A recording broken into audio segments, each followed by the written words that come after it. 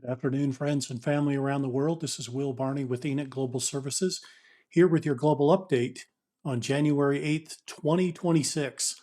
As we launch into a new year, we have many exciting things happening throughout the world and especially here in the Western Hemisphere. In the last week, we had some surprising things take place in Venezuela. As you could see, the title of this episode today is Maduro, and we'll be discussing the former president of Venezuela, Nicolas Maduro, as well as many other events surrounding what has taken place in this last week and how this might impact the world and the changes that are going on in regards to financial reset happening in many countries simultaneously. So excited to bring some of this to you today. We'll be doing slides again today and showing you the evidence of things transpiring. We hope that you buckle in. It's going to take us a few minutes to get through these items, but stuff is coming at us very fast and furious now. And it's certainly a very exciting time as we witness history unfolding each and every day. So with that, we'll get into our slides. I want to start with the U.S. debt clock first. Of course, if you are in another country, you can go to the website, and there are links for each of your countries to see the numbers respective to each of your countries. So usdebtclock.org also has links to all the other countries and their debt clocks as well. But they had this special message up this last week, the Great Silver Breakout. And we will be discussing a little bit about this silver because this is very fascinating what's been transpiring right before, after, and since Christmas. So very interesting. As you can see, they're posting here a value in 1913 of $2.66 for an ounce of silver. And they're projecting this year for that value to go up to $1,180 an ounce. Of course, that is based upon Federal Reserve fiat notes. So very interesting information there. And we'll see as this year unfolds how the price of silver is dramatically changing. On New Year's Eve, President Trump and Melania Trump came to the celebration event at Mar-a-Lago. And I wanted to play this video. This is the two of them walking out. Pay special attention to Melania's dress and the music playing in the background.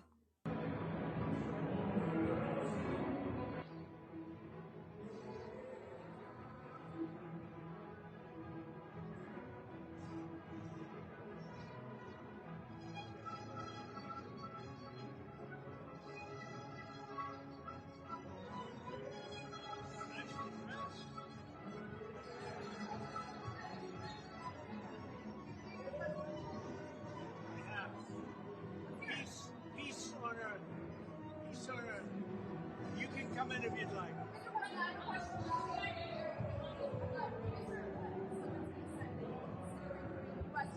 On the ground in Ukraine. Is that true? Thank you.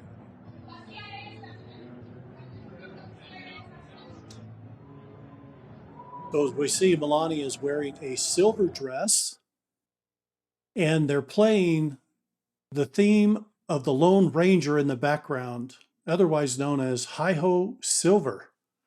Silver, of course, being the name of the white horse that the Lone Ranger rode. And very interesting things going on there. Now, Melania many times will wear dresses that signify certain particular things. One of those times we saw last September when they went to the UK and were greeted like kings and queens, and she wore a yellow dress to dinner.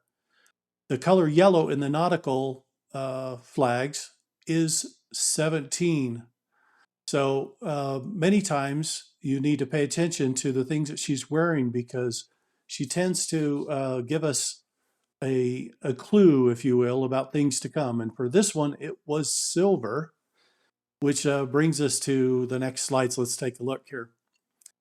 Hi-Ho Silver was the song playing in the background, otherwise known as the Wonder Horse. This was the white horse that the Lone Ranger rode on, which I find very fascinating for a couple of reasons. One is that 2026 is the year of the horse. And for those of you that pay attention to this stuff, the Asian New Year will kick off here within the next month or so and launch in the Year of the Horse. The Year of the Horse is very significant because the horse tends to signify great and massive change.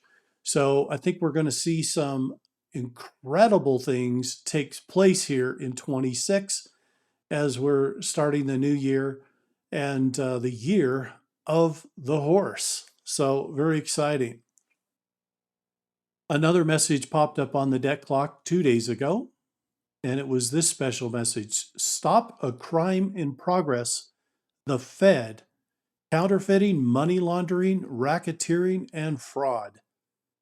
So again, the U.S. debt clock bringing attention to a financial system that has been based upon fiat, based upon nothing of value, and which is why many of the metals are moving in value against this.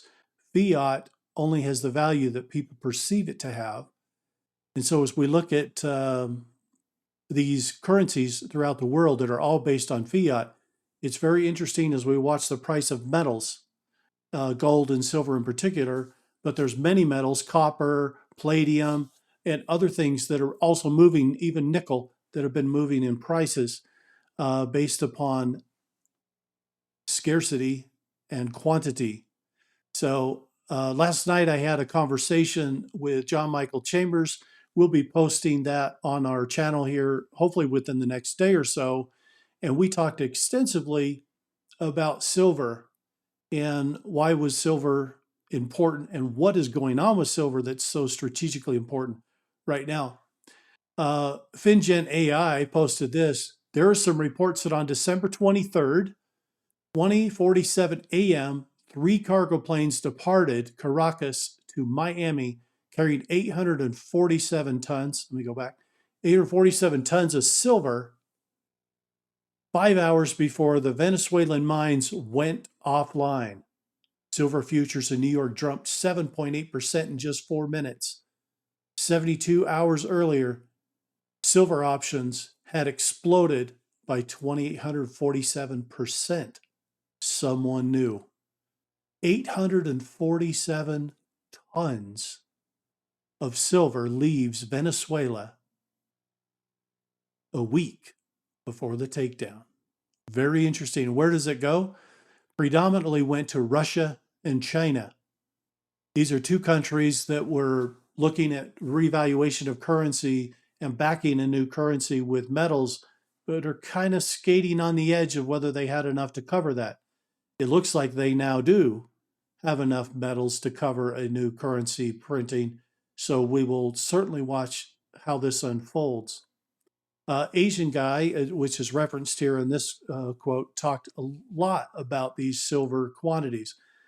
Now, the interesting thing about Venezuela and silver is that Venezuela was sitting on one of the largest stockpiles of silver anywhere in the world.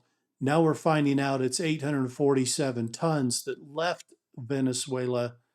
However, many expected there to be more than that there. So this ties into quantities and how much silver is actually available. And you'll see in a chart here in a moment how this has been playing out over the last week. The day after Christmas, on the 26th of December, the price of silver jumped and shot well over $80 based upon much of this information that shorts were being called. Just this last week, there was 12 billion in shorts owed between Citibank and Bank of America. They can't keep sustaining these losses on the shorts. So what does that mean? It means that they're getting out, they're having to pay off their shorts, and they're having to look at different positions. In fact, 48 hours ago, Bank of America came out and started projecting that silver could hit $309 an ounce. This is a dramatic change versus where they've been in the process of shorting silver all the years previous to this. And it tells you that there's a supply issue. 5 years ago, you would see paper to physical silver ratios of somewhere around 30 to 1, 40 to 1. Okay, meaning 1 ounce of silver had as many as 40 contracts. Today, that number is 300 to 1. When people start calling for physical delivery of silver, that's got to be taken care of. And there were 4,600 contracts called in the last week, totaling some 30 million ounces. This is a dramatic shift because the COMEX was only sitting on about 33 to 35 million of reserves.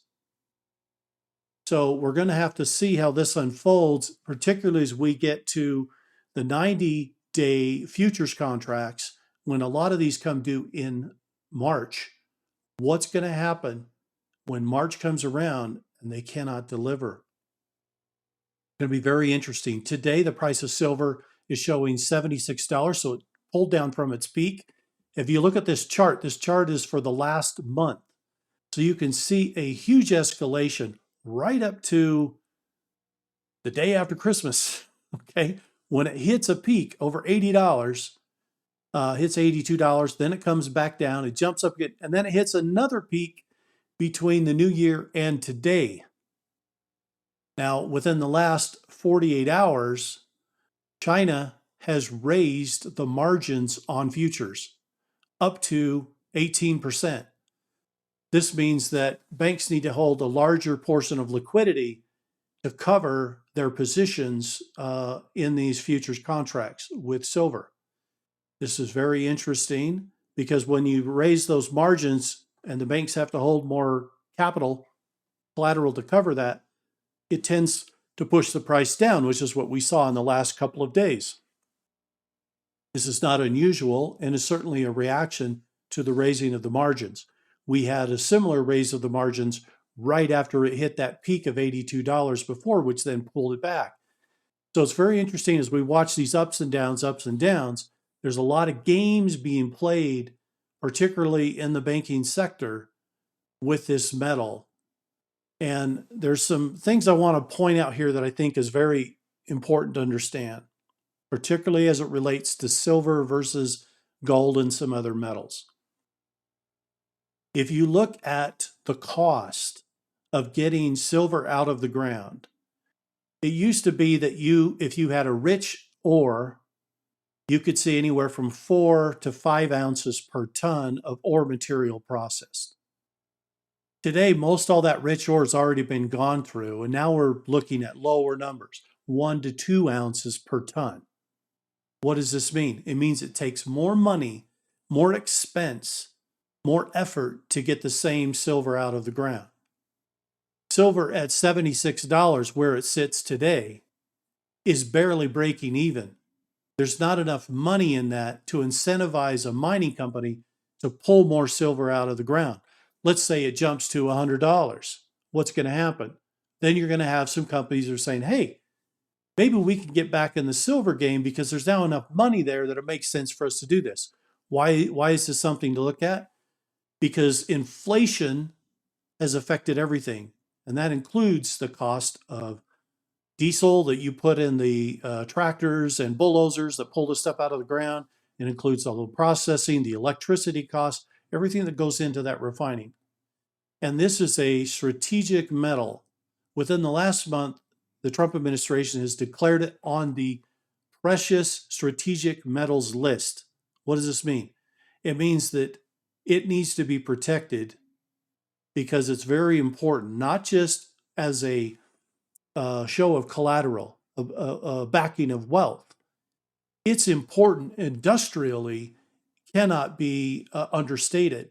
When you look at the amount of silver that's in electric car batteries, that's in electric cars in general, in all the circuitry, that's in defense equipment, that's in all of your telephones and your televisions and everything else that you're holding in your hand, all these electronics take silver.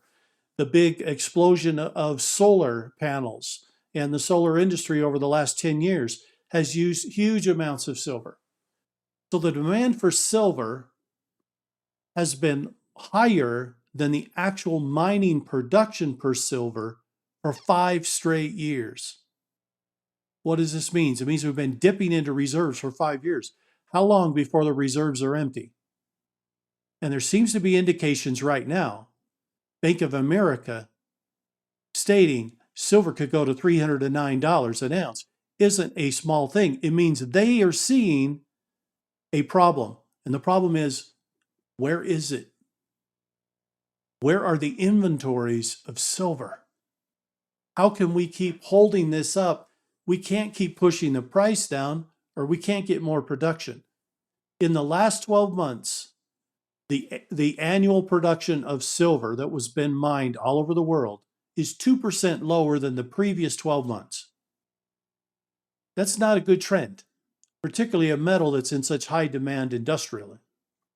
So as we look at these things going on, we're going to see silver continue to move at higher ratios than gold because of its strategic importance in all of these industrial applications.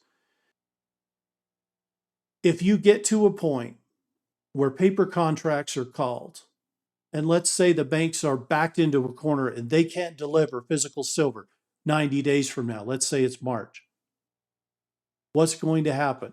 You're going to have banks start to move to what they call a force majeure clause. And they're going to say, we don't have the silver, but we'll give you money, the cash equivalent, according to the spot price. However, when you can't get silver, how many of you think you can buy it at spot price? You can't.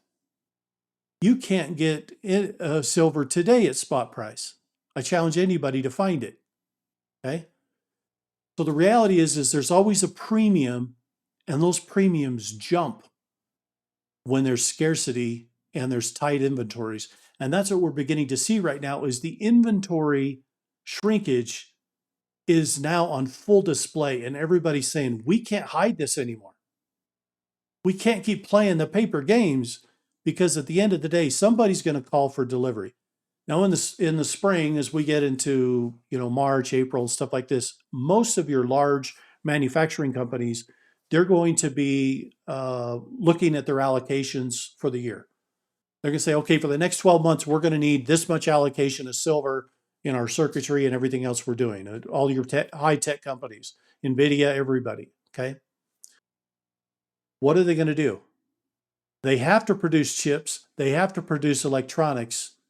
They need the product. They will be buying it at whatever price they have to pay.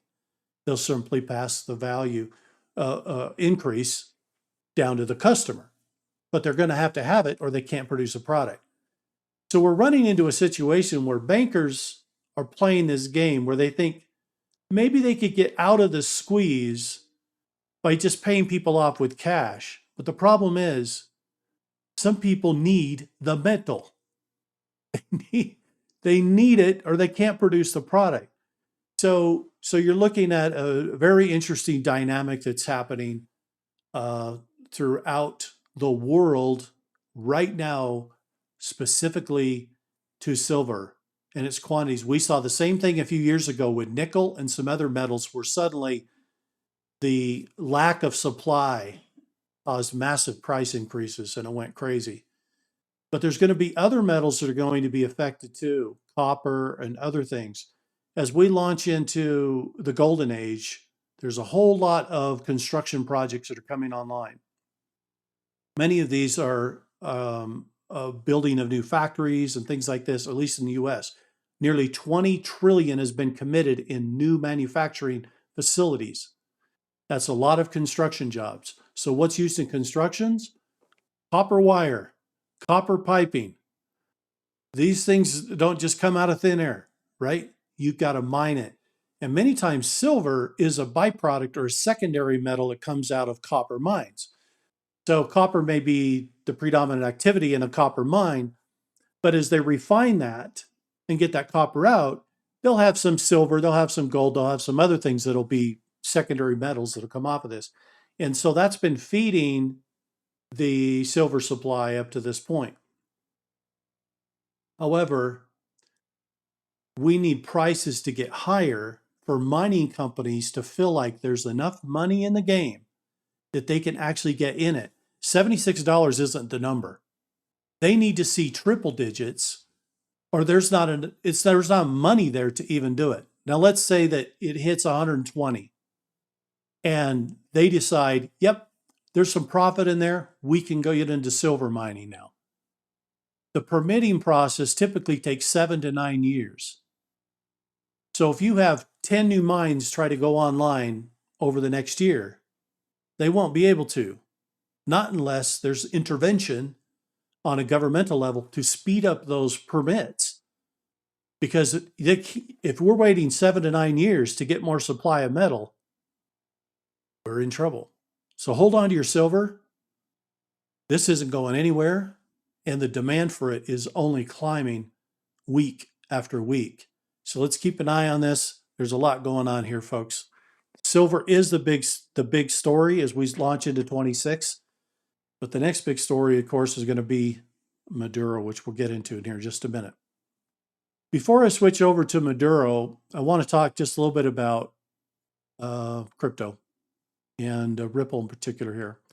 Brad Garlinghouse was at the Congress giving a hearing about crypto, and they were having discussions. As you know, many of you know, there is a bill in the Senate right now waiting to be passed called the Digital Asset Market Clarity Act. And this is about bringing rules and regulations to blockchain to put everybody on this equal playing field, right? So everybody knows what the rules are, and here's how we got to abide by the rules. They had Brad Garlinghouse come as a participant in the blockchain world to talk about this. Very interesting, the things that he's talking about, because of all the companies in crypto, Ripple has been the most prolific in terms of trying to be a pusher for regulation and for compliance. So let's take a minute to listen to Brad. He gives some very key indicators, and I'll give my comments at the end. My name is Brad Garlinghouse. I'm the CEO of Ripple. Ripple has approximately 900 employees across our 15 offices worldwide. We were founded more than a decade ago with a mission to enable the Internet of Value, a world where money moves like information does today. We build software products that power cross-border payments, stablecoins, and digital custody. Ripple helps financial institutions reduce friction, unlock efficiencies, and serve their customers better. These are not abstract concepts. We work every day with banks that rely on our technology to deliver real results in the global economy. Ripple leverages the XRP ledger, a decentralized, battle-tested, open-source blockchain, as well as its native digital asset, XRP, to facilitate payments. XRP is built to enable fast, low-cost, and highly scalable transactions. From the start, Ripple made the deliberate choice to work with policymakers and regulators, not around them. We have taken a compliance-first approach, operating with over 60 payment, service, crypto, and money transmitter licenses domestically and globally. With regard to the topic of this hearing, we believe smart legislation should be based on several core principles. Consumers need protection from fraud and scams. Markets need proper oversight. Bad actors need to be kept in check. And innovation must thrive. A constructive and workable framework for digital assets and stablecoins that achieves these goals will expand access to financial markets, create jobs, strengthen the economy, and put the U.S. on the path to being a global blockchain and crypto leader. For the last decade, the legal and regulatory uncertainty surrounding crypto has prohibited meaningful progress in the U.S. At Ripple, we certainly saw firsthand how the lack of clear rules of the road can be weaponized to target good actors. In turn, the technology, jobs, and tax dollars that go with it are pushed offshore, reducing regulatory oversight and putting consumers at higher risk. This has severely harmed American businesses, investors, and of most concerned, consumers. Ripple was the tip of the spear for this regulation by enforcement campaign and was subject to an enforcement action in 2020. We were the first leading U.S. company to be sued by the SEC. We and many others understood that a loss here would be a death knell for the industry. Fortunately, after 4 years of a hard-fought legal battle, we prevailed. The court ruled in our favor on everything that mattered. including finding that the token XRP is not, in and of itself, a security. Our victory cleared the path for other market participants to fight back. Despite these headwinds, Ripple still prioritizes education and engagement with policymakers and regulators globally. For companies to have the confidence to continue doing business in the United States, Congress should focus on passing principled and smart legislation with these critical goals in mind. First, set clear jurisdictional boundaries for our main financial regulators. Second, establish pathways for companies to build in the US without sacrificing investor or consumer protections. And third, ensure that the US can be a global leader in crypto by taking full advantage of the benefits and efficiencies brought by digital assets and blockchain technologies. The US possesses the world's deepest capital markets, the most advanced technical talent, and a spirit of innovation that has powered our nation since its founding. There is no reason we should not be the undisputed leader in digital assets and blockchain. Over 55 million Americans participate in the crypto economy today, equating to over a $3.3 trillion market cap. A smart regulatory framework for crypto market structure is essential to realize that future and is overdue. Speaking on behalf of the crypto industry, I urge you to prioritize the passage of market structure legislation for digital assets through this committee and the full Senate, to provide the rules and regulations needed to ensure that the U.S. becomes the crypto capital of the world. Once market structure legislation for digital assets becomes law in the United States, this will catalyze a new era of U.S. competitiveness and unlock efficiencies in financial transactions, dramatically helping consumers and businesses alike. Ripple hopes to see this become a reality, and we look forward to working with you to help make this happen. I look forward to your questions. So great information coming from Brad there, talking about what his company has done to try to bring about this crypto revolution, and most importantly, to have rules of the road, to have clearly defined regulation that allows bad actors to be held accountable and good actors to be rewarded for staying in compliance with that. I think this is very important, particularly as we look at the passage of this Clarity Act, as we're calling it, and the importance of that on the industry as a whole. We're told the Senate is going to be taking this up and going to start a write-up of this over the next week. It passed the House last July, so this has been taking quite some time to get through Congress. They did pass the Genius Act, which covered rules and regulations for stablecoins, which is important. But now we need the rest of crypto handled as well, all the other tokens. And so it's going to be interesting as we see that play out. This was a very interesting post that was found on X. Let me get my glasses out because that is some tiny writing.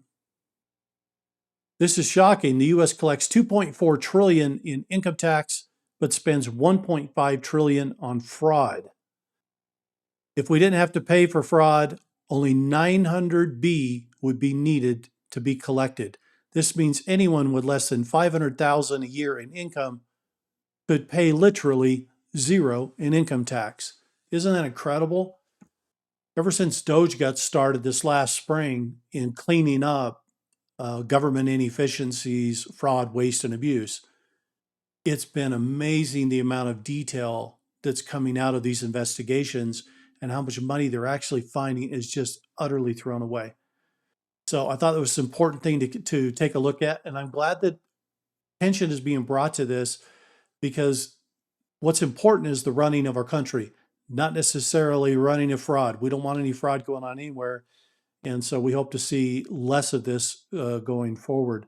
But certainly a very interesting indication, as I indicated, everybody making less than $500,000 a year may not even have to pay income tax if you just cut out the fraud. Amazing. President Trump posted this video, which I'll play for you, which is kind of a wrap up of 25. And I thought it was great. Let's take a look at it. With that, the 2025 season has come to an end. Good night.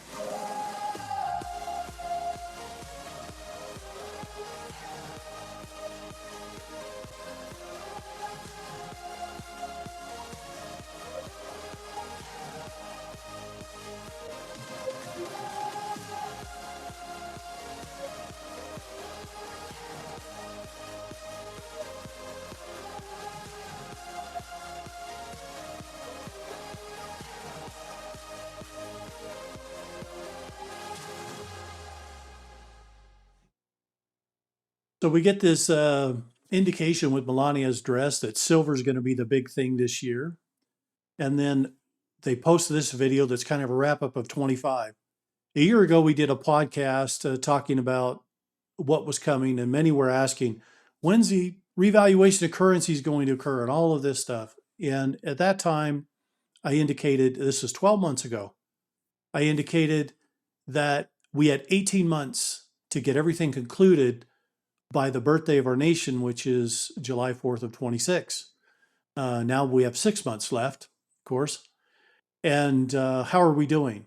Well, as you saw in this little recap, we got a lot done in 25. We really made a lot of progress.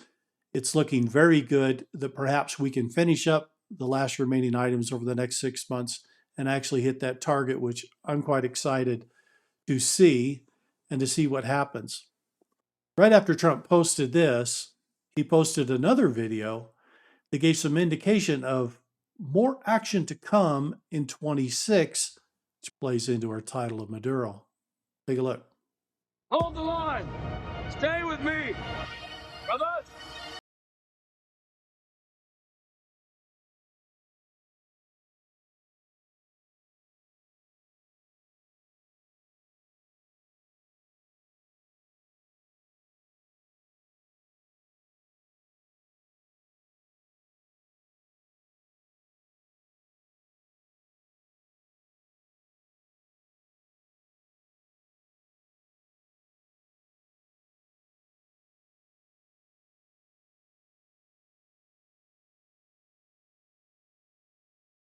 Posted on New Year's Day, the 1st of January, on my signal, unleash hell. What happened on the 3rd? The United States of America has successfully carried out a large-scale strike against Venezuela and its leader, President Nicolas Maduro, who has been, along with his wife, captured and flown out of the country. This operation was done in conjunction with U.S. law enforcement. Details to follow. There will be a news conference today at 11 a.m. at Mar-a-Lago. Thank you for your attention to this matter, President Donald J. Trump. We all woke up that morning going, what happened? Well, what did happen? Some major stuff went down. Let's take a listen to what Pete Hegseth had to say about Maduro. Justice all on full display in the middle of the night. Nicolas Maduro had his chance, just like Iran had their chance, until they didn't and until he didn't. He effed around and he found out. Shortly after that, Marco Rubio had a few things to say. This is a president of action. Like, I don't understand yet how they haven't figured this out. And now, if you don't know, now you know. Because this is the way it's going to play out. And I think people need to understand that this is not a president that just talks and does letters and press conferences. And, you know, if he says he's serious about something, he means it. And this is something that was a direct threat to the national interest of the United States. And the president addressed it. Very fascinating. Trump couldn't help himself. Later on in the day, he had to post this video of Nicolas Maduro actually taunting Trump to come get him. Look at the hubris here. Venga por mí. Aquí no esperen Miraflores. No hace tarde llegar, cobarde. I just got 3 things to say. God bless our troops. God bless America. And gentlemen, start your engine.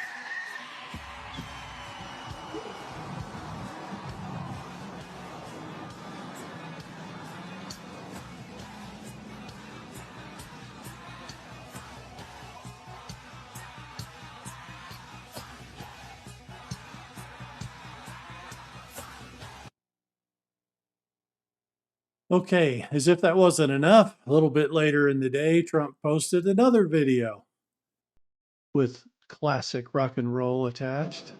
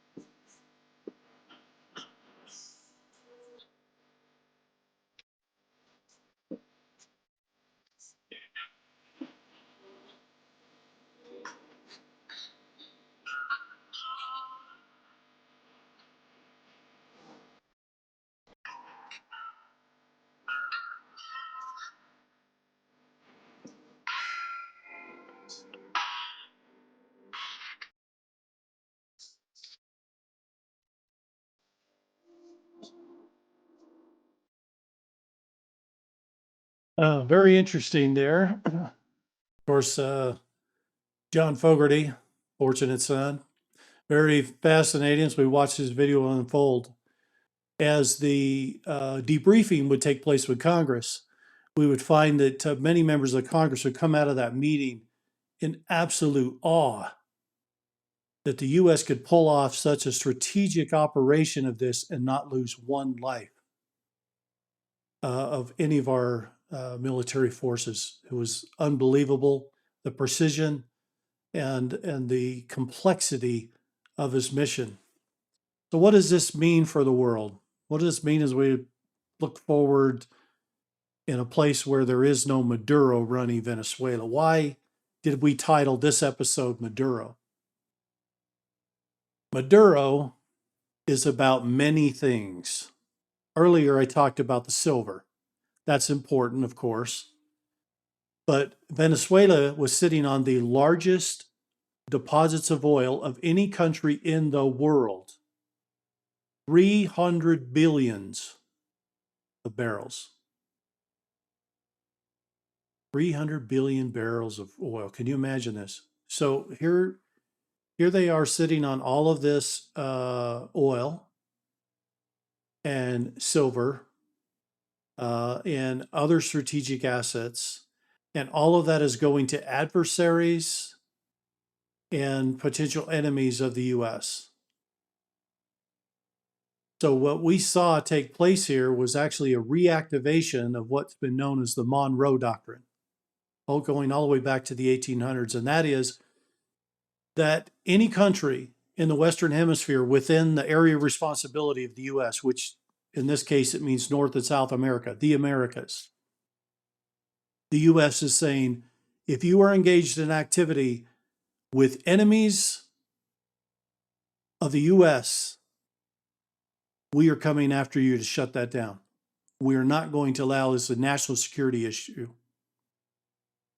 This has been a longstanding policy for many years in the U.S., but over the last 30 years has been ignored, somewhat set aside for the push of the globalism.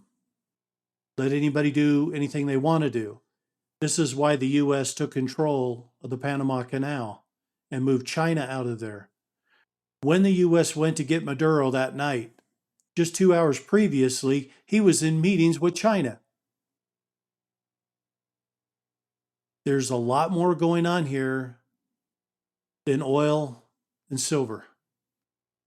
Now, what are the other things that we're seeing transpire? For better than a decade, couple of decades now, Venezuela has been the primary driver of vote fraud systems in the entire world. Smartmatic got its start in Venezuela, Dominion as well. And it has been exported to steal the elections of over 70 countries around the world, including the United States in 2020. The information that Nicolas Maduro has about massive fraud against governments, stealing their governments, is unbelievable. And it means that it falls under Executive Order 13848, which says that anybody outside the U.S. that has been found to be tampering with the elections of the U.S., it is an act of war, and their assets can be seized. And their assets have been seized. And you're going to see a whole lot of information coming out about vote fraud. The opening salvo has just begun. President Trump is already starting to drop old videos talking about election fraud and the massive amounts of it. Hundreds of thousands of votes flipped from one candidate to another. Who was involved? What countries were involved? What individuals? Justice is coming. You talked about the first arrest would shock the world and indicate the future direction. I would submit to you that we have watched the first major arrest of Nicolas Maduro and his wife. Now, as this unfolds, and we see more of this unravel about election fraud and who all was involved, everyone can have their assets seized 100% and can be sent to either jail or sedition or possibly to execution for treason, depending on what they've done. We are launching into not just a time of prosperity, major changes in 26. We're about to see justice return, the rule of law return. And watch for a little bit more of this Monroe Doctrine stuff play out. What other countries in the Western Hemisphere, in the Americas, are participating with rogue actors that have not been good? Cuba and Colombia are on the list. They've been mentioned in the last week by the president. Let's wait and see what happens there, but I don't see him tolerating this. When you go back to JFK and the Bay of Pigs moment with Cuba, why did that become such a issue? Why was that nearly a nuclear war? It was an issue because the Monroe Doctrine says that Cuba should not be conspiring with Russia or the USSR, who it was at the time, with the USSR to position military-grade weaponry that close to America that America wasn't going to stand for it. And it was dealt with. Unfortunately, war was prevented. Okay, cooler heads prevailed. We're going to see a little more realignment coming. We'll probably see Greenland come into focus, as well as these other countries I've mentioned. There's going to be more of this. And why does this need to be more of this? Many of you know me as talking about the revaluation of currencies, where we're going with projects and this type of discussion. However, none of that occurs. The financial reset doesn't occur unless you have all the countries in alignment, ready to issue the new currency and to reset the world. It's taking a while to get there. This is why it's not next Tuesday, okay? It takes time to align all these countries and get rid of these wars, these skirmishes, these bad actors pushing drugs and other paraphernalia around the world that have to be reined in. It's all being taken care of. It's all being handled systematically with great precision. We're going to see more of this unfold leading up to a complete release from the debt-based system that has enslaved the world. I'm excited. 2026 is going to be one of the most historical years you've had in your lifetime. 2025 was incredible, but this year is going to be even more. And so it's very exciting as we start this year off. Maduro is the opening act. The information he holds can bring down scores of cabal operating in many countries to overthrow the world. And it's all coming down. And it's all going to open up. It's very important that this happen. And he is working with this administration. He will give the names. We will find out who was involved. And we will see justice served. So a lot going on right now, folks. So much going on. So let me get to next slides here. All right. Shortly after Trump posted these other videos on the 5th, he posted this video, which is actually a replay. And I'm going to play it because the language in here should be heard again by all of us. This was originally played January 5th, 2019. It was a Q post. Take a listen.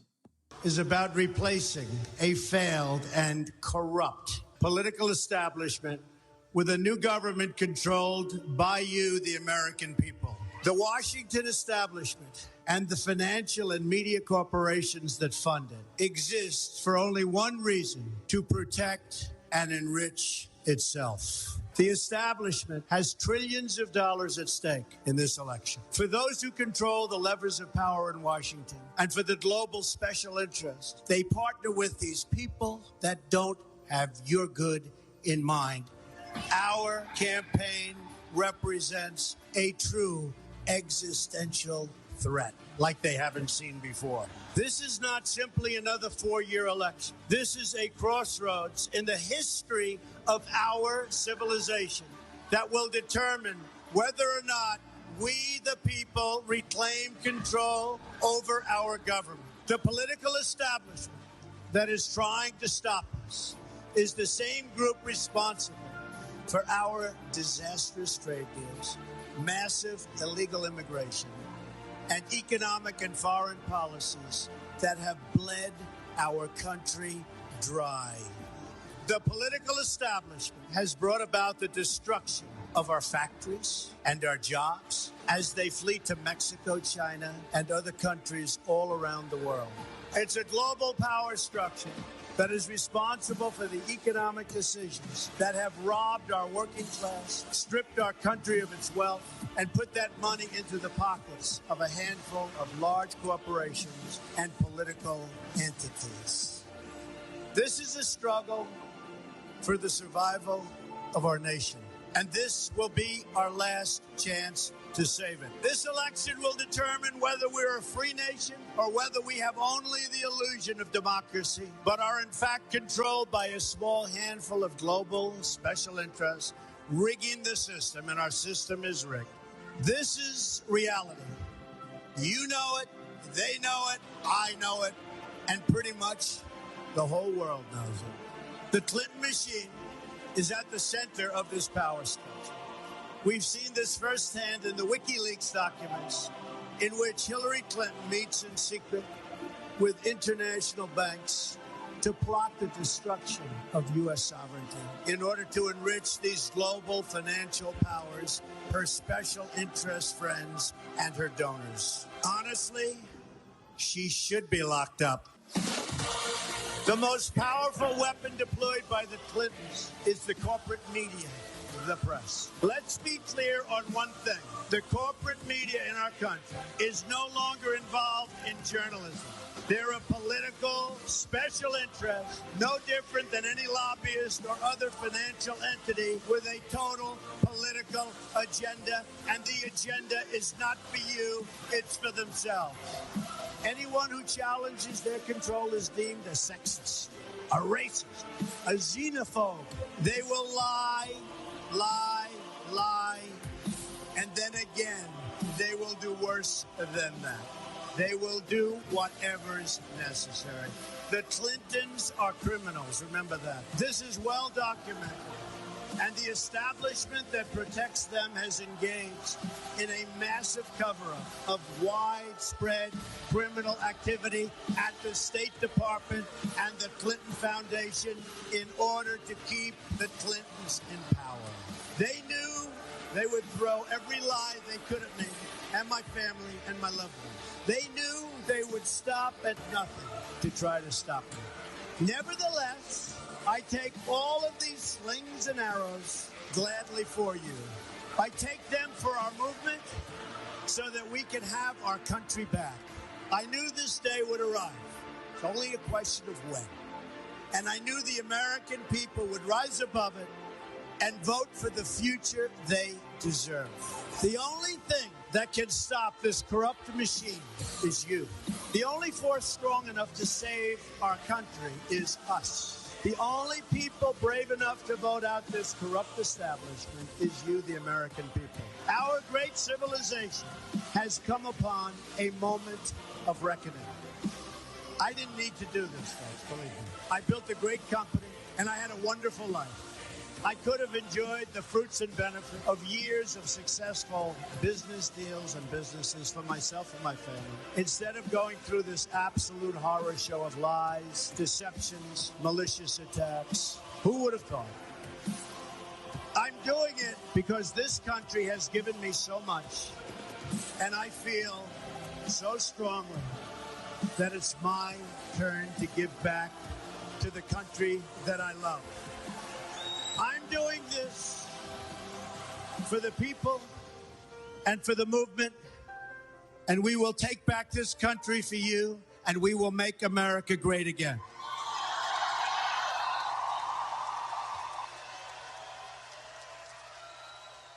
Incredible video. Of course, this was taken from the campaign, and he was campaigning in his first term. It was done very close to the election time, and he did win. Incredible what's going on there. Now, as we look at the backdrop of that video and about taking our country back, there's so much that goes involved in that, in undoing many of the criminal acts that have been done. And I want to touch on this one in particular. The Secretary of War, Pete Hegseth, posted this about a member of Congress. 6 weeks ago, Senator Mark Kelly and 5 other members of Congress released a reckless and seditious video that was clearly intended to undermine good order and military discipline. As a retired Navy captain who is still receiving a military pension, Captain Kelly knows he is still accountable to military justice, and the Department of War and the American people expect justice. Therefore, in response to Senator Mark Kelly's seditious statements and his pattern of reckless misconduct, the Department of War is taking administrative action against Captain Mark E. Kelly, USN retired. The department has initiated retirement grade determination proceedings under 10 U.S.C. 1370F, with reduction in his retired grade resulting in a corresponding reduction in retired pay. To ensure this action, the Secretary of War has also issued a formal letter of censure, which outlines the totality for Captain, for now, Kelly's reckless misconduct. The censure is a necessary process step and will be placed in Captain Kelly's official and permanent military personnel file.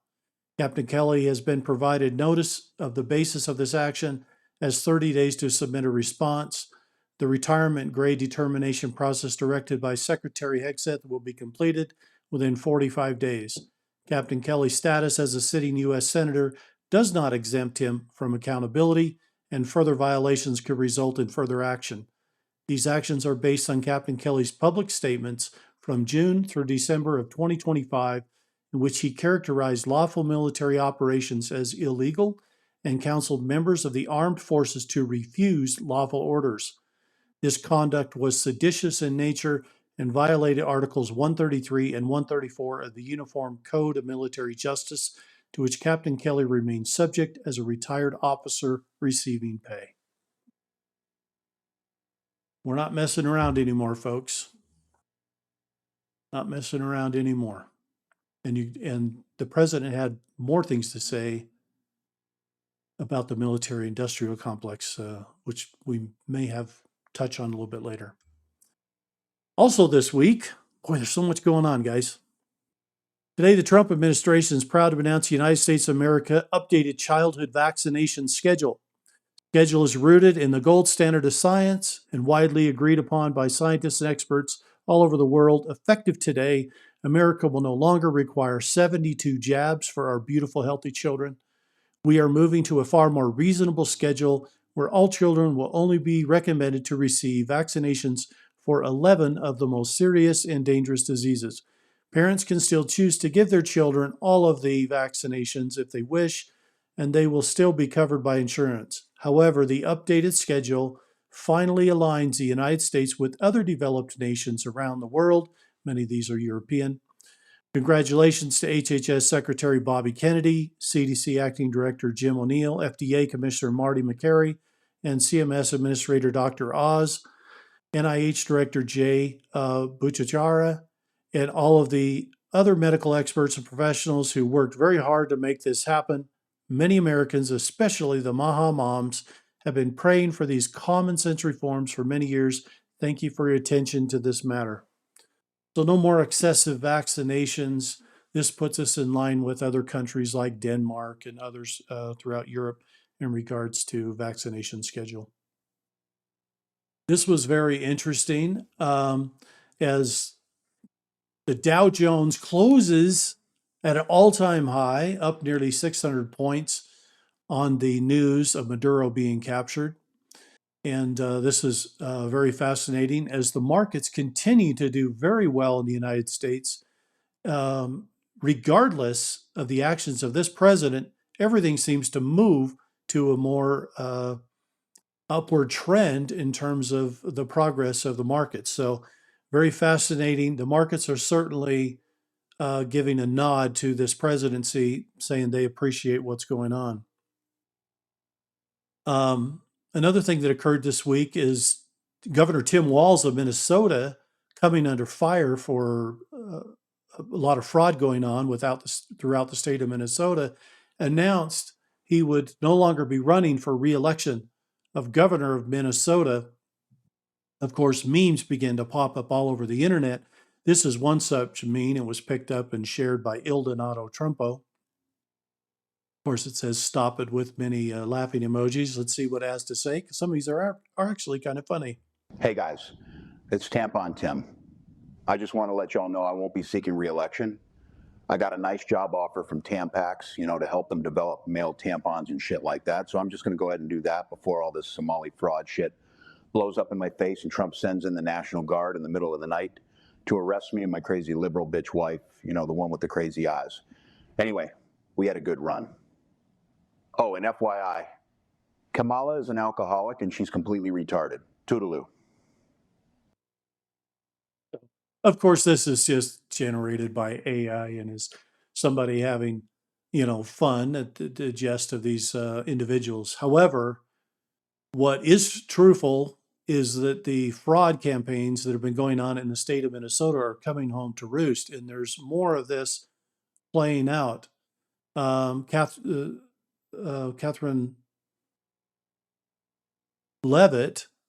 Caroline Levitt announced that the president is sending enforcements into Minnesota. 200 troops were swelled into there from the Department of Homeland Security to look at what's going on there within Minnesota. And here's a video that shows some of them as they're arriving into town.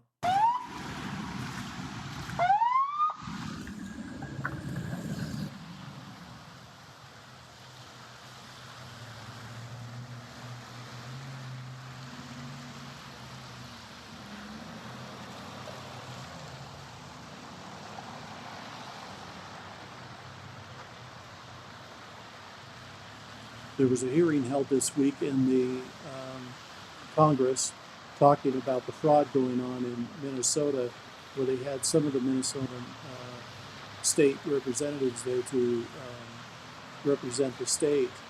And the information coming out was that many of these Somali-born citizens that were there, a high percentage of them were on welfare and remained on welfare even 10 years after coming to the country.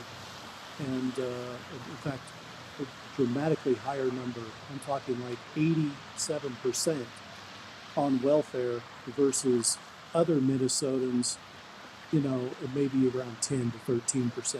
Dramatic difference. So they're using the government systems, and this has been going on for some time. We've been hearing about the daycare centers as just a start of this, but there's many, many care centers of all types for the elderly as well as the young children that have been taking vast amounts of money, and many of them are not even operational. I do want to show this and just point this out because this came out the afternoon after all these troops arrived in Minneapolis. That's what it says. Murders have no home in Minneapolis. Secretary Noem and the brave DHS law enforcement have taken Thomas Espen Tapia off the streets, Ecuadorian illegal alien convicted of robbery and wanted for murder and sexual assault. So they already started pulling the bad guys off the street just within a few hours. Yesterday, there was an incident where there was a shooting where someone was trying to run over ICE agents with their car and ended up taking a bullet to stop them from using their car as a deadly weapon. It's so crazy that we're seeing citizens fight against law and order. It's so surprising. Let's take a look what Fox News had to say. The ground. They say they see these daycare centers, adult daycare centers, autism centers, home health care centers all over the place. So that's why DHS has to be here, Dana, to knock on these doors and say, you've received this much money. What'd you do with it? So we'll keep an eye on it. Okay, glad. So there's that going around. Then this meme was put out by South Park about the Learning Center. They actually misspelled the word learning center, the Quality Learning Center. It's kind of hilarious, but take a look at this. I thought it was kind of funny. Here at the South Park Learning Center, we're not just retarded, we're Minnesota retarded. Ilhan Omar was educated here, and she's completely retarded. And I know this might come as a surprise, but I myself am retarded.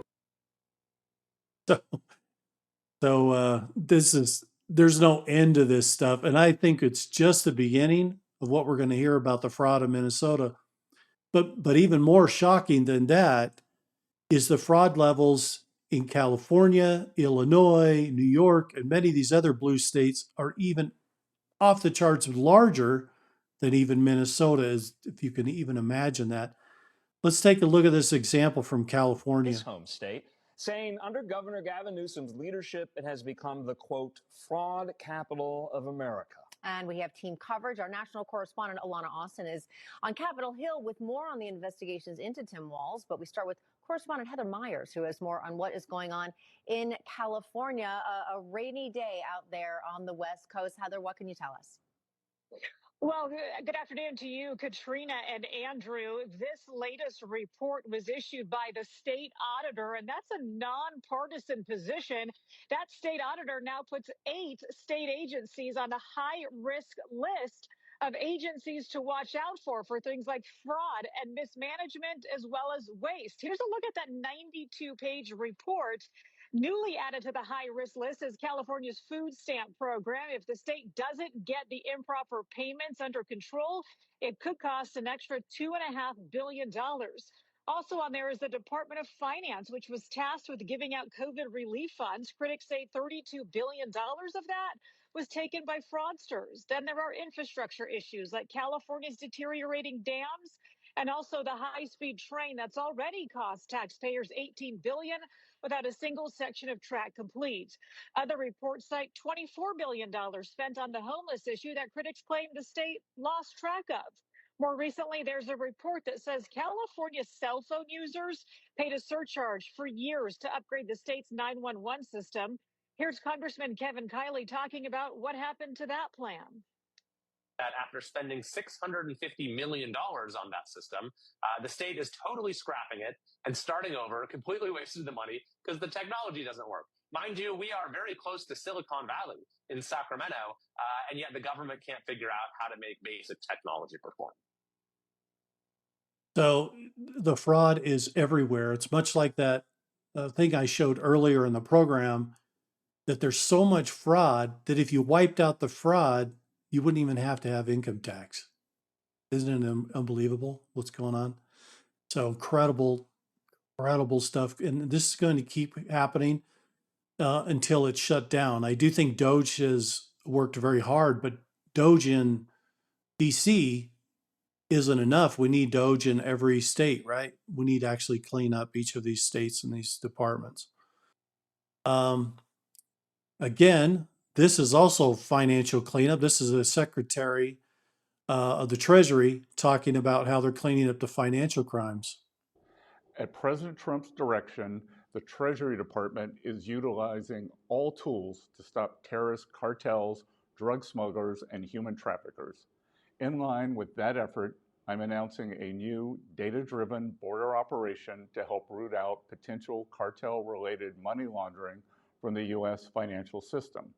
Treasury's Financial Crimes Enforcement Network, known as FinCEN, is targeting over 100 money service businesses along the southwest border. Specifically, FinCEN is issuing 6 notices of investigation, dozens of examination referrals to the IRS, and over 50 compliance outreach letters. These businesses, which provide financial services outside of a formal bank, face elevated exposure to illicit activity, including money laundering related to drug smuggling and human trafficking. Thanks to Treasury's push for technology modernization, we are now able to implement data-driven approaches to identify potential bad actors. And when malicious activity is identified, make no mistake, we can and will take action to keep Americans safe. President Trump has made clear his commitment to securing our border, stopping the flow of deadly fentanyl, and eliminating Mexico-based drug cartels to protect Americans. Treasury will continue to expand advanced technology and every resource at its disposal to combat money laundering and make America safe again. So we've talked about previous months' reports about how the Treasury was updating all of their data systems to the latest and greatest in technology. Now that technology is helping them find bad actors who are abusing the system. Now we're switching gears to Secretary Rollins, the Secretary of Health and Human Services, Bobby Kennedy, as they had huge announcements about nutrition. And for Take a listen. decades, under both Republicans and Democrats, federal incentives have promoted low quality, highly processed foods and pharmaceutical interventions instead of prevention. As a result, nutrient-dense whole foods grown by America's farmers and ranchers have been increasingly displaced. The Trump administration is acutely aware of this danger, and today this announcement is making a major step in doing something about it. Thankfully, the solution is simple and should be non-controversial. Eat real food. This is the main message of the new Dietary Guidelines for Americans 2025 to 2030, which encourage households and schools to prioritize whole, nutrient-dense foods. That means more protein, more dairy, more healthy fats, more whole grains, more fruits and vegetables, whether they are fresh, frozen, canned, or dried. We are finally putting real food back at the center of the American diet. Real food that nourishes the body, restores health, fuels energy, and builds strength. So the government has put up a new website called realfood.org. Take a look at it here. Real food starts here. Here's another page of it. The new pyramid. You can see it's actually flipped over the other way from the old one, where you have protein, dairy, healthy fats, and veggies as the majority of the food, with whole grains and other things at the bottom. So very different, and this is awesome to see that they're making changes here. Eat real food. You can go to realfood.gov and find out all about it. They've got many different charts and information there where you can take a look at this. This is a pretty big deal because we've had a lot of problems with healthcare as a result of eating inappropriately. And our food really is medicine in this case. And so very interesting. Take a listen to what Marty McCary had to say. He is the head of the FDA about this change. Today marks the beginning of the end of an era of medical dogma on nutrition. For decades, we've been fed a corrupt food pyramid that has had a myopic focus on demonizing natural, healthy, saturated fats, telling you not to eat eggs and steak, and ignoring a giant blind spot. Refined carbohydrates, added sugars, ultra-processed food. This study in JAMA now shows that 60% to 70% of kids are getting their calories from ultra-processed foods. That's an epidemic. We now have a generation of kids addicted to refined carbohydrates, low in protein. They are literally nitrogen negative because we've used old flawed studies that used urine nitrogen to estimate body protein metabolism, and they missed the mark. The old guidelines had such a low protein recommendation that we are increasing that by 50 to 100%. Kids need protein. The old protein guidelines were to prevent starvation and withering away. These new protein guidelines are designed for American kids to thrive, and they're based on science, not on dogma. We have 40% of our kids now with a chronic disease. It is not their fault.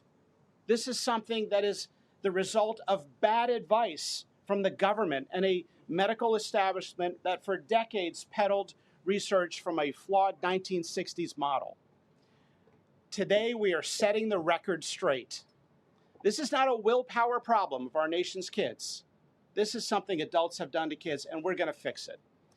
And so, as Dr. Oz said, the best way to lower drug prices is for people to stop taking drugs they don't need. We are going to finally address the root causes of our broken healthcare system: insulin resistance and general body inflammation, advanced by the protein-poor, micronutrient-poor, ultra-processed, refined carbohydrate diet that kids are addicted to today. And so, on behalf of the Food and Drug Administration, we are proud to be a part of this. We are grateful to be contributing to this work. Thank you, Secretary Rollins. Thank you, Kyle Diamantis, the best deputy commissioner for food at the FDA the agency has ever had. This is a historic day in America. Thank you, Caroline. So it's incredible what they're doing here. It is an epidemic when 40% of children are actually dealing with chronic disease. There's something really wrong there because they should be quite healthy as young people. So I'm glad to see that the government is actually correcting all of these things and is changing that. I would expect it could take a year or two for all of this to filter down through all of the school cafeterias and everything else affecting the kids, but you can probably expect there'll be a great push to increase nutrition within the school system itself, beginning with those cafeterias. Another issue here that the FDA has approved devices that don't need to go through extensive regulation and follow up for these things like smartwatches that monitor your heartbeat and things like this. Take a listen. Well, good morning, Sue. You know, companies want predictability, and we have an AI revolution. We can't be behind things. We have to be proactive. We want to let companies know very clear guidance that if their device or software is simply providing information, that they can do that without FDA regulation. The only stipulation is that if they make claims of something being medical grade, like a clinically appropriate clinical grade blood pressure measurement. We don't want people changing their medicines based on something that's just a screening tool or an estimate of a physiologic parameter. The industry wants clear guidance. Markets like predictability. Investors want predictability, and that's what we're going to give them. No. So that's making it a lot easier for smartwatch manufacturers and everything else. They can go ahead and launch these products as long as they don't say it's medical grade. They can still give information to the wearers, and certainly it helps people. So that's a good thing. This was posted by the Treasury, the Secretary. Treasury is implementing President Trump's no tax on American car loan interest, putting money back in the pockets of working and middle-class families for new U.S. assembled vehicles purchased in 25 through the year 2028. Eligible taxpayers can deduct up to $10,000 per year in auto loan interest, whether they itemize or take the standard deduction. Treasury and the IRS are ensuring clear rules so taxpayers know exactly how the deduction works. This is going to be huge because everybody, not just businesses, can now write off the interest on these vehicles. I think that's a pretty huge deal. Secretary of Department of Education had this major announcement that Iowa becomes the first state to actually decouple from the federal Department of Education to run their own program. This is going to save $10 million, $8 million, over a period of years of oversight that doesn't have to be spent. They can simply just give the money to Iowa and let Iowa handle it themselves. Listen to what was said here. I am thrilled to announce that Iowa is leading the nation as the first state approved for the Returning Education to the States waiver, a groundbreaking first step that gives state leaders more control over federal education dollars. Iowa now has the flexibility to cut paperwork and simplify 100% of state activities funding streams. It can invest in proven strategies to build a world-class teacher pipeline, close achievement gaps, and open post-secondary opportunities to prepare for a great career. So that move for Iowa has saved $8 million. That's money that Iowa can then use for other things in their education program. You're going to see more states jump on board with this, start taking the vouchers and decouple and just run their education in their own state the way they want to do it. I mean, that's the way it was done for 200 plus years in this country. And I'm glad to see that we're getting back to common sense. This is some good news I thought everybody should take a look at. First of all, I got to say, this is CNBC, okay? And this is typically we look at CNBC as fake news, right? But isn't it amazing what they're discussing here regarding crypto and where things are going? I thought it was fascinating. Take a listen. The breakout trade of the 2026 crypto rally isn't Bitcoin or Ether, it is XRP. Now, the token tied to Ripple is up more than 20% over the past week, pushing past Binance's BNB coin to become the third largest cryptocurrency by market value. And even with the broader crypto complex pulling back today, XRP has been the quiet outperformer for months now. The use case here is payments, specifically cross-border settlement. Ripple designed XRP as a bridge asset. When a bank or payments provider needs to move value from dollars to yen, XRP can sit in the middle and help settle that transfer in seconds instead of days. Now, it's aimed at financial institutions and payment rails, which is a very different pitch from Bitcoin's digital gold narrative.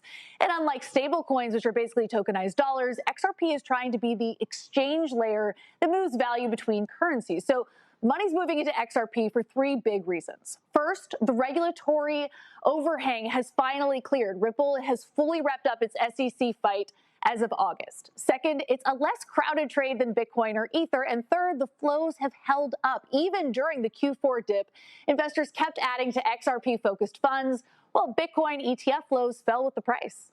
How do you think the declines in Bitcoin and Ethereum fit into this? And specifically, these are two coins that have been wrapped up in digital asset treasury companies.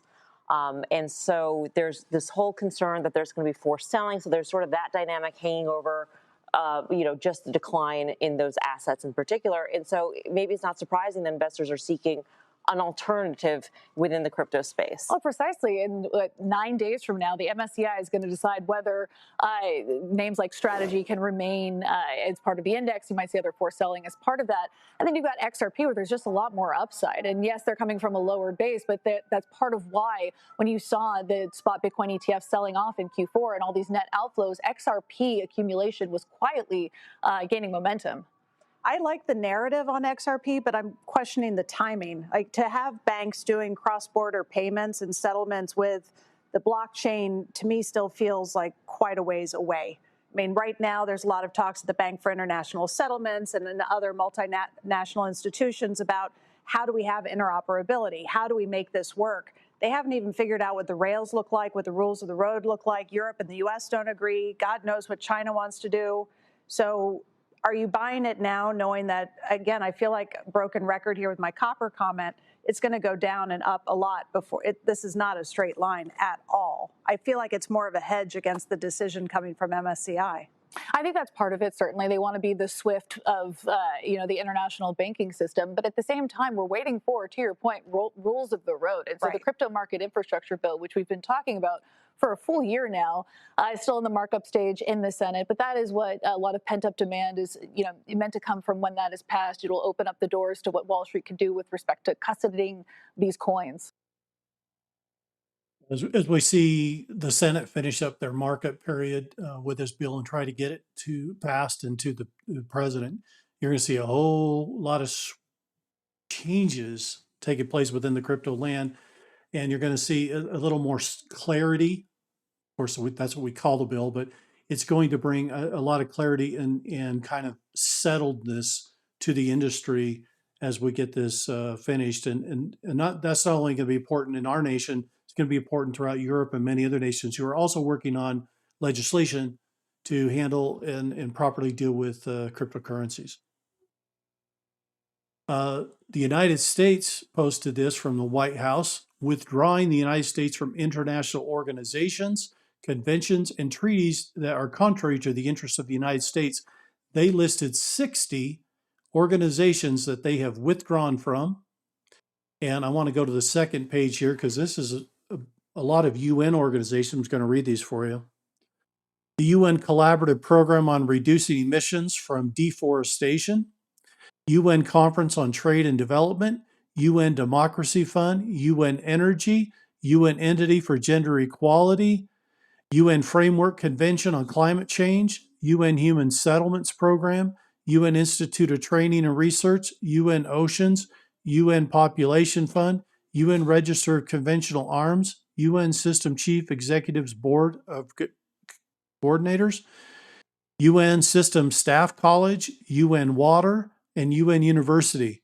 They may have just said UN. I mean, this is unbelievable, this list. And I went through it, and fascinating that the United States is saying, we're not participating in ineffective organizations that don't do anything to help the American agenda.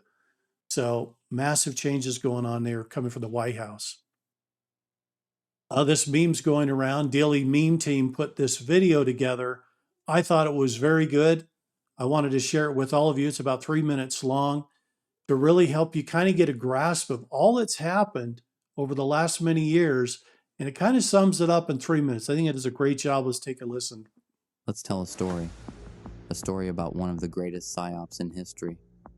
The psyop that you deserve less and less every year, and that you should work harder and harder for less and less. The psyop that to be broke was the American way. The psyop that you should be lucky to pay your bills. The psyop that it's normal for prices to go up every year, forever. The psyop that it's normal to pay taxes. When you're born, death and taxes are the only certainty, they would tell you. The psyop that you need to make $80,000 a year to take care of your family, then $100,000, and then $150,000. Now they tell you both you and your wife need to work to achieve financial freedom. So you hire the nannies, you hired the babysitters, you leave your community, you just don't have time for them anymore. Because you and your wife embarked on individual careers, these careers that took you away from your kids, your spouse, your home, your community, and they told you this was normal. It's totally normal to spend 2/3 of your time away from your family. It's normal to fight and get divorced, and it has nothing to do with the economic decisions and policies made by the government. None of it was normal. It was all nefarious, and it chipped away at what it meant to be an American. It chipped away at your self-esteem. It chipped away at your marriage, at your family, until you looked up and one day no one was married anymore. No one was succeeding unless they were heavily leveraged. One day you woke up and realized you don't recognize the world around you. Until Trump. President Trump came along and said, "This is your country, and that's your money." And he wouldn't back down. All the people that were destroying you came out and spoke against him. They went to great lengths to undermine his agenda. When President Trump hit his stride in 2019, they released a biological weapon that was the largest psyop in global history. COVID. They ran the scamdemic. They extorted trillions of dollars out of your economy. Then they stole your election overtly, hijacked your democracy, put up barbed wire fencing around your capital, and told you it was normal. During the next 4 years, they would unleash an invasion the likes of which no nation had ever seen. Hundreds of thousands, if not millions of illegals poured in the United States of America and began gobbling up whatever remaining resources were in existence. You were deemed a domestic terrorist by those in power. They surveilled your phones, your computers. They surveilled your lives. But it wasn't enough to stop Donald Trump. When they couldn't undermine his campaign through the courts and lawfare, they eventually tried to kill him again and again and again. Until that fateful day in November, when President Trump and America reclaimed their sovereignty. With him, he brought the richest man on the planet, for free, named Elon Musk. They then began uncovering and publicizing all the fraud, theft, waste, and abuse of the American taxpayer. They have threatened him. They have threatened his family. Subversion is all they have left. Infiltration is all they have left. Their funding is drying up. This is your Liberation Day.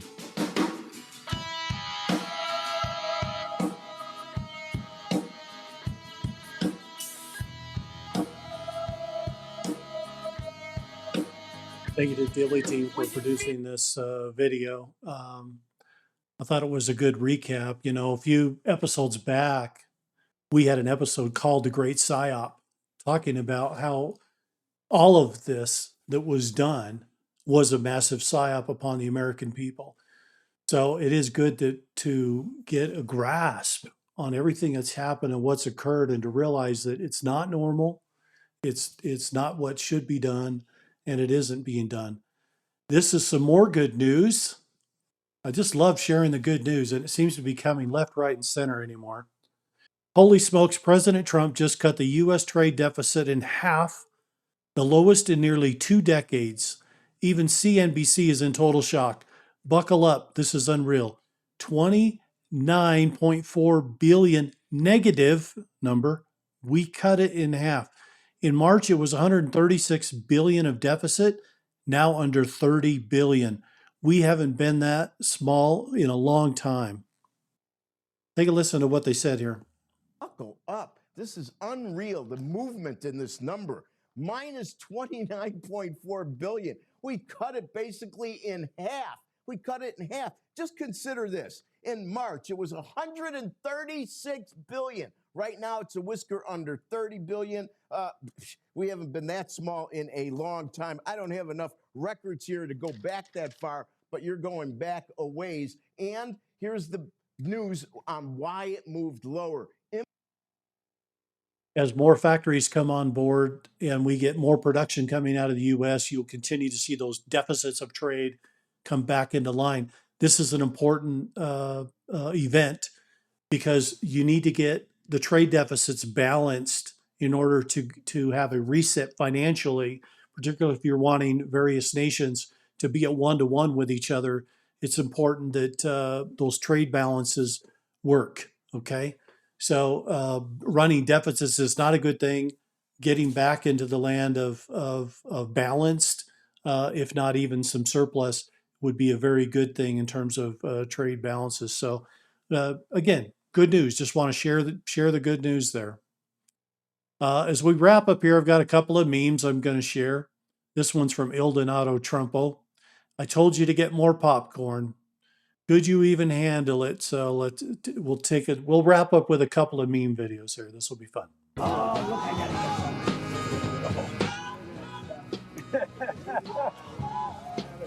We gotta get My mom just got a bag of that, actually. Good. She says it's the best. Is that the best? She says it's the If best. it is, I'll be in Washington, D.C., hopefully in the Oval Office. I'll send for popcorn. Appreciate that. So that's the first one. Let's take a look at the second one here. Well, he kept asking for a little money for cocaine, and I kept saying no. Drugs are bad for people, especially for small little midgets like him. This little guy does a little coke, and all of a sudden he thinks he's winning the war. So anyway, I told him he's not getting any more money for cocaine. He's not happy about it, but he's a midget. They're all unhappy, I guess. You know, because they're so small and helpless.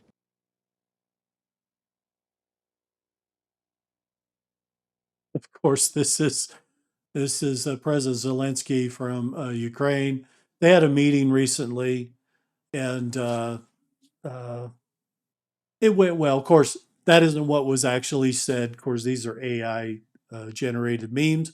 I just thought it was a little bit fun. I share them only because it is the times in which we live that people are sharing these types of things out there to give context, to give some bring a little bit of realness to our lives. And you know, comedy never hurt.